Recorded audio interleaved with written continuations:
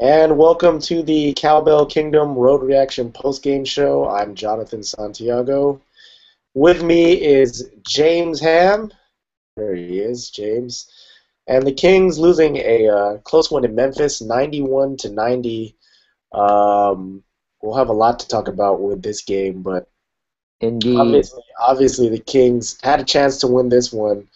Um, I think we have some differing opinions. Why don't you go ahead and start with what you saw there in the fourth period uh, between the Kings and the Grizzlies there, James? Well, John, I think okay, at the 5:19 mark, the Kings go up 86 to 79. They end up scoring four more points, and they get outscored 12 to 4 after the 5:19 mark. The 4:56 mark is when they sub out Derek Williams for Marcus Thornton. And to me, when they pulled when they put Marcus Thornton in the game, and they pulled out Derek Williams, who was playing extremely well. Derek Williams had just had the alley-oop dunk. He just got up to 10 points. That is when the Kings lost the game. From then on out, 86 to 79, they end up getting outscored again, 12 to 4. For me, like tonight was one of those games where the two guards showed up a little bit for a few minutes at least in the game. But honestly, the Kings are playing 4-on-5 basketball, and it's the most frustrating thing to watch. And not only is it the most frustrating thing to watch, it's the most easiest thing in the world to defend. When we get down to the final plays of the game, Marcus Thornton was left alone completely every single time because nobody fears him at all. And everybody knows that not only do the opponents not fear him, the Kings don't respect him either, and they're not giving him the ball to shoot. So he is not going to beat you with a game winner because he is never going to have the ball in his hands. And so it's 4-on-5, and that is why the Kings lost this game, in my opinion. Yeah, I look at the final 4 minutes of the period, and I see that the Memphis Grizzlies outscored the Kings 10 to 4. Not lights out scoring there by the Memphis Grizzlies, obviously, but their defense, to me, just really came through in the clutch. You see, Rudy Gay had 9 points in the first 8 minutes or so of the period, had 8 points total going into the fourth quarter, and he was only limited to just 3 points on 4 shots to close out the game. So to me, I look at it and I say, look, Memphis is still a very, very good defensive team. And you're going up against, the Kings are still relatively young. We saw it the night before where they almost coughed up, a winnable game, which they did end up winning against the Minnesota Timberwolves. But, I look at the way Memphis really locked down on defense at the end of the game. I thought that was probably more so the issue than the substitution for Thornton for Williams. But at the same time, of course, that Memphis, they are a smart defensive team, and they recognize that Marcus Thornton isn't an offensive threat out there. So of course they're going to direct majority of that allows them to maybe direct some of their attention that they would give the two guard to Rudy Gay or It allowed Isaiah them Thomas. to have basically a guy floating around doing whatever, double teaming everybody who touched the ball. That's what it did. It gave them a guy to just float. And to me, that was the difference in the game. And for that matter, there was no reason. There was no reason to pull Derek Williams. He had just made a nice play. You'd already lasted a couple of minutes there without a natural two-guard playing with Rudy Gay and Isaiah Thomas in the backcourt. I just don't see it. I don't see why you make that move. And, to be honest, the Kings really got beat up by the officials in this. You could even see, I know at the end of the game, Michael Malone called the officials a coward like 4 or 5 times. He was yelling that you're a coward, you're a coward. And normally I would say, look, that's a little harsh. But first of all, Rudy Gay did not get fouled in that last possession. I watched it 5 or 6 times in slow-mo. The ball was knocked out of his hands by Tayshaun Prince's knee, and it was not a foul. Nobody touched Rudy Gay. So that's one thing. But the couple of plays before that, when the officials took like 4 minutes to watch a ball that clearly went off Tayshaun Prince, clearly there was no question that the ball with 15.1 seconds left in the game, they gave Memphis the ball when an official was right there watching a play, watch it go off Tayshaun Prince. They go to the screen, they watch it like 45 times, then they come out on the floor, and you can see them having a discussion. And there was no discussion on that play, John. That was the officiating in this game was horrendous, and there was no discussion needed. That ball clearly went off Tayshaun Prince, and it should have been Kings ball right away.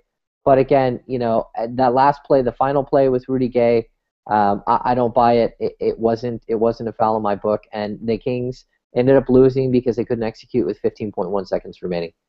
Honestly, I thought too on that final possession that again I go back to the Grizzlies' defense. Their defense was just phenomenal on that last offensive possession by the Kings. You see the high screen and roll set up with Rudy Gay and DeMarcus Cousins, and the Grizzlies just defended that to a T, I thought, and it kind of threw the Kings' offense for a loop. So they really couldn't. They didn't get the shot that they wanted because I thought that the Grizzlies just defended them really, really well.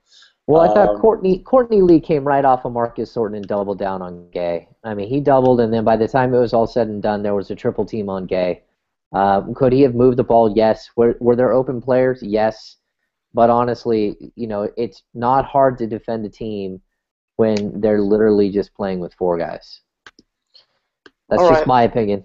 Let's go ahead and touch on our 3 points or 3 questions to watch. Number 1 was, can the Kings snap the Grizzlies' win streak? I don't think we have to spend much time talking about that because that's a resounding no. They've now won 5. It was close, but they've now won 5 straight. So the Grizzlies are surging right now, and they're surging at the right time with Marc Gasol back in the lineup. And we move on to point number 2. DeMarcus Cousins versus Marc Gasol. And, DeMarcus Cousins, once again, I think we're getting to a point, James, where, you can comfortably say DeMarcus Cousins is a guaranteed 20 and 10 for the Sacramento Kings every single night. I mean, he's now got 13 straight double-doubles. That ties an NBA season high set by Chris Paul and Kevin Love. That ties a Sacramento era franchise high with LaSalle Thompson's 13 straight double-doubles in the 85-86 season. Mm-hmm. This is why I think he's an all-star, is because his talent now is outweighing whatever issues that he's had in the past, and you're just recognizing his play. I mean, you're just looking at the guy and saying, this is he's at the point where Kevin Love, I think, was a couple years ago, where of course Kevin Love is playing on a bad team, but he's producing at a high level, and you can't, and that high level production is just something you can't ignore if you're picking an all-star team. I totally agree. The thing that I look at too is, the Kings, they could have gone to 15 and 23 with a win tonight. If they would have just got that one last basket and pulled away with a win, then they would have been sitting at 8 games under 500, and it would have been like, okay, he's climbing, he's bringing his team closer and closer to 500. The Kings need to be within striking distance. They don't have to be at 500. They for him to make the All-Star team. They don't need to be 3 games under, but they need to be within striking distance. And a game like tonight, where all of a sudden, again, the Kings are going to drop to 14 and 24 in the season. You're 10 games under 500 early in the season. Not even all the way to the midway point. So realistically, you're looking at a team that projects out to win not a ton of games. Maybe 30 games if you're lucky. So it's going to be tough. That's always going to be the one thing that sticks out. But this season, there are enough teams that don't have winning records that do have star players like Love, and there are other teams that are sitting there, or other players that are sitting there, Anthony Davis, where, you're like, oh, well, this guy's probably an all-star. And the fact is that if Cousins gets in, it doesn't get in because of the Kings win-loss record, then you can't let Davis in, and you can't let Kevin Love in, because then it becomes like an issue. It's like, what exactly is the all-star game? Is it strictly just a win-loss? I mean, just who's the best player, or does it really play into how good your team is? And I think that question will have to be answered eventually. So, hey, he's playing like an all-star in my book. I think he is an all-star, but I do see where there is a question as to whether he's an all-star, especially where you've got two Hall of Famers that are sitting there that are going to get snubbed off of this team or aren't going to make the team, and Nowitzki and Tim Duncan, in order for a guy like Cousins to make it. So it's a tough road.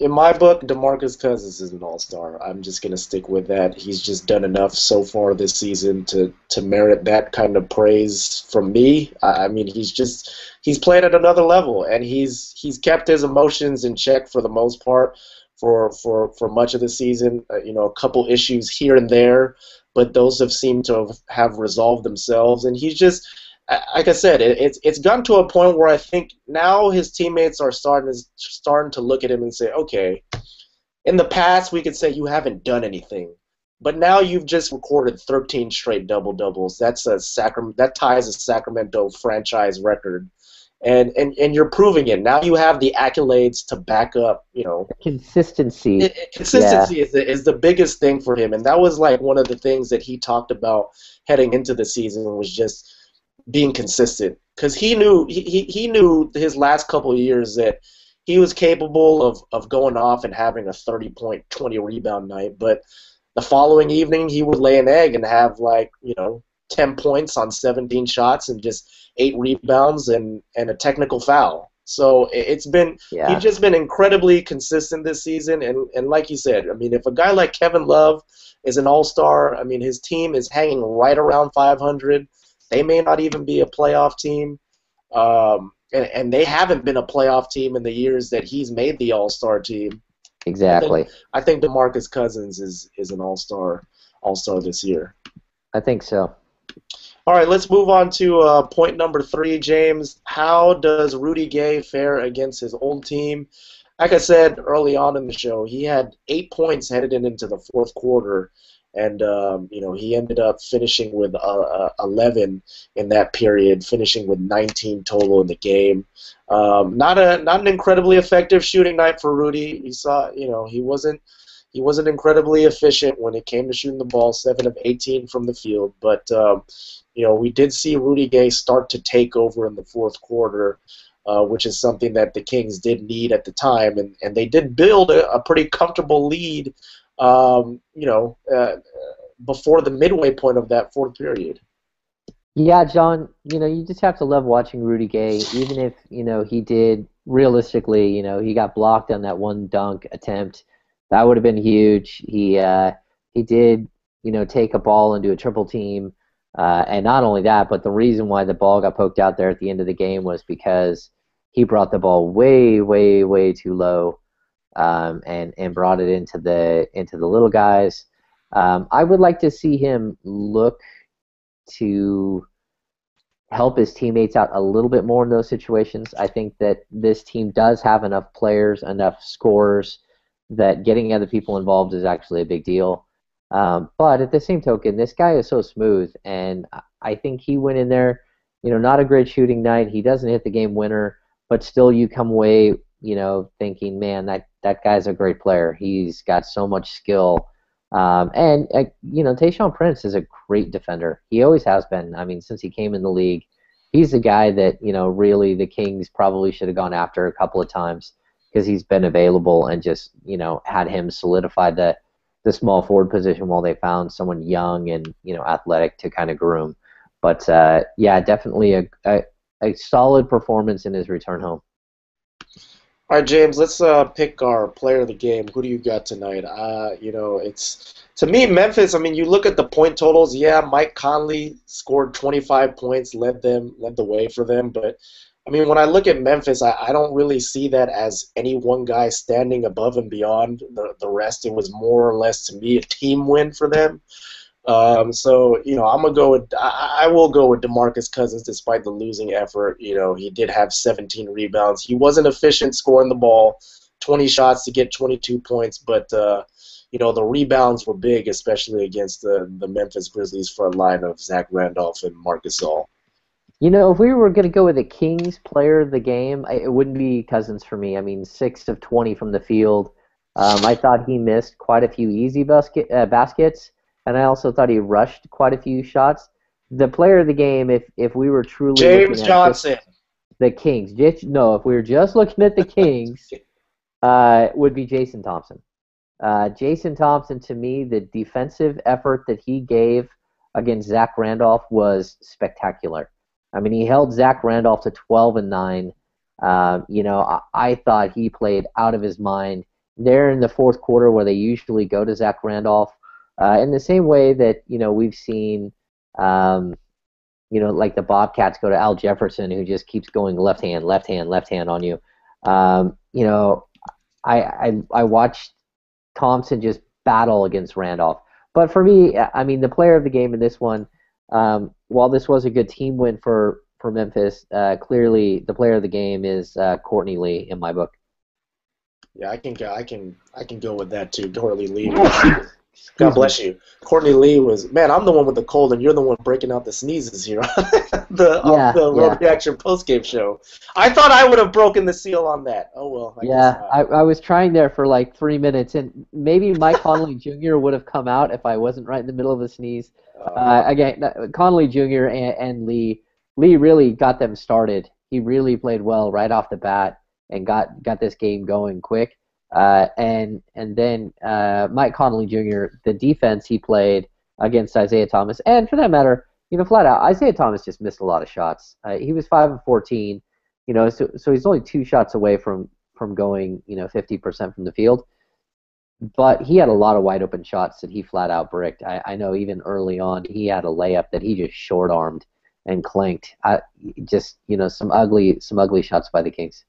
Yeah, I'm looking at Courtney Lee. He did finish with 17 points on 14 shots. He really did get going in the first half there for the Memphis Grizzlies. But looking at Jason Thompson's defense at Zach Randolph, that was something I also wanted to touch on here on the show. Was Zach Randolph, when he did not score at all in the fourth period.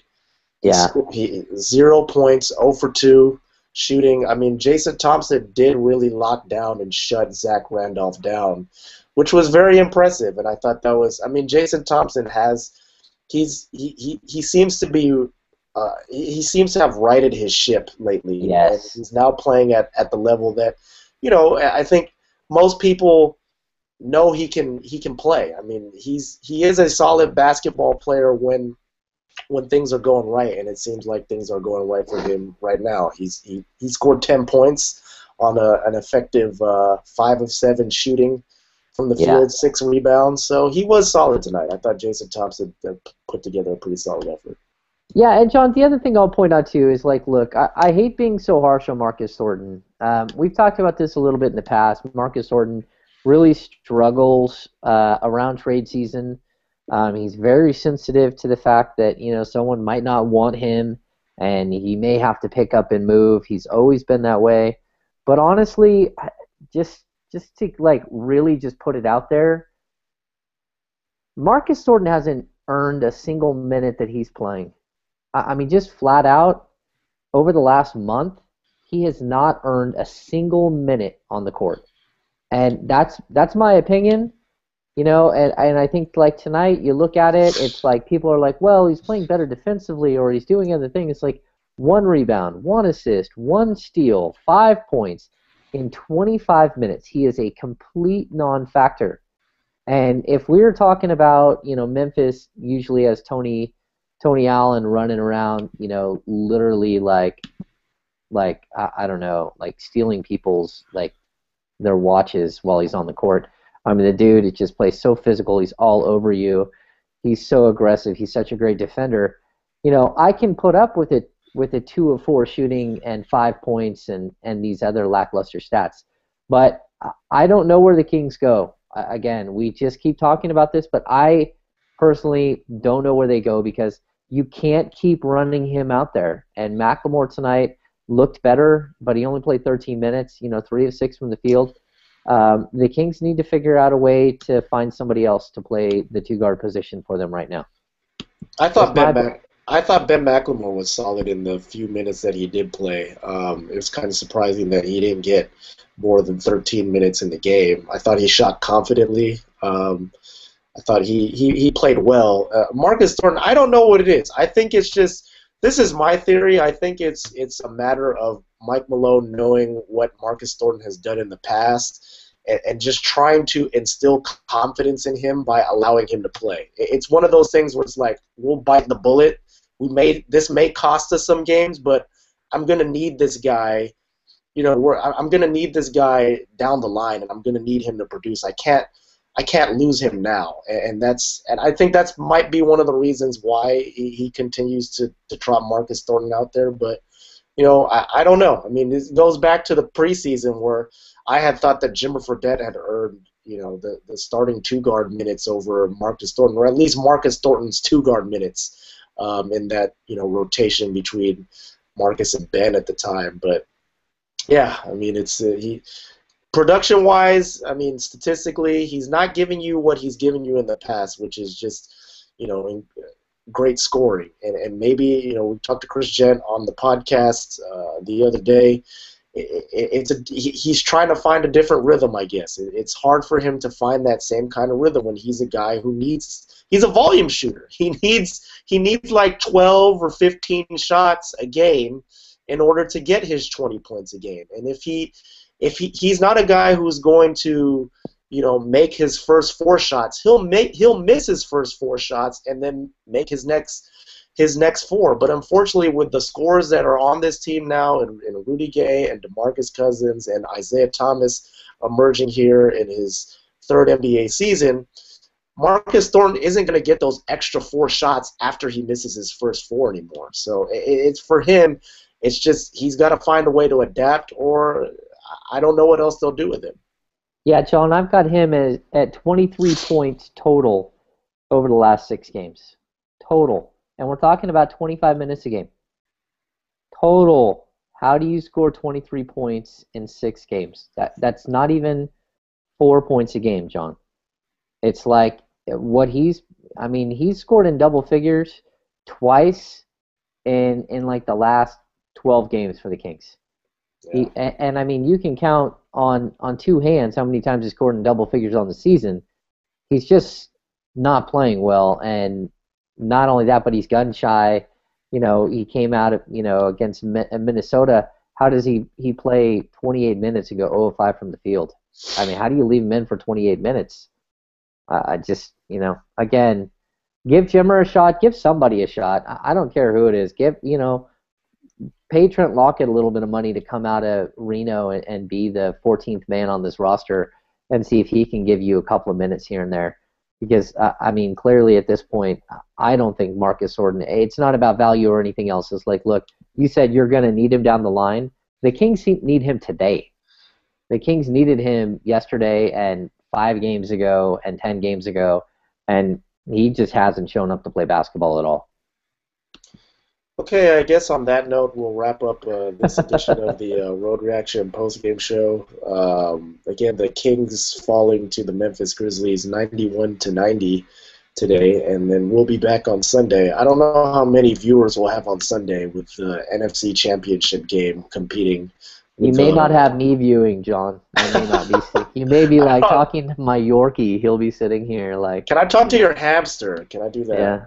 Guinea pig, no hamsters. Oh, I thought it was a hamster. Never mind. No, Chewy the guinea pig. Okay, we'll just have Chewy and your dog do the recap. That's right, the post game. Yeah, they could talk to each other. Chewy, your thoughts on Kevin Durant? Can we have Kevin Durant going for 40? Your thoughts, Chewy? That's what's going to be the Road Reaction post-game show on Sunday. So join us. Hopefully, I don't know if you'll be back. I don't know if you guys will be back on Sunday, but maybe just catch the replay. Catch the replay after the Niners-Seahawks game. Okay, just do that for us. Maybe I'll do that too, John. Yeah, and the other thing I'll say too, we put these road recaps up early. So if you feel like you want to get in and start talking trash about what's happening during the game, feel free to come into the post-game recap and start flowing, start building the conversation. We will take some of those questions. We will look at what you guys are commenting and kind of go off of that and give you some response, some instant response on what we see maybe that you're not seeing, or maybe a different explanation as to why something is happening that's going on the floor. Yeah, definitely leave comments in there, and we'll be sure to address them in Yep. in the in the show. No promises. I just said we'll be sure to address them, and then no promises. I am doublespeak 2.0. That's Anyways, right. that's going to do it for this edition of the Road Reaction Postgame Show. Again, the Kings fall in Memphis, 91-90. We'll be back again Sunday. So for James Ham, I'm Jonathan Santiago. Join us again on the next edition of the Road Reaction Postgame Show on Cowbell Kingdom.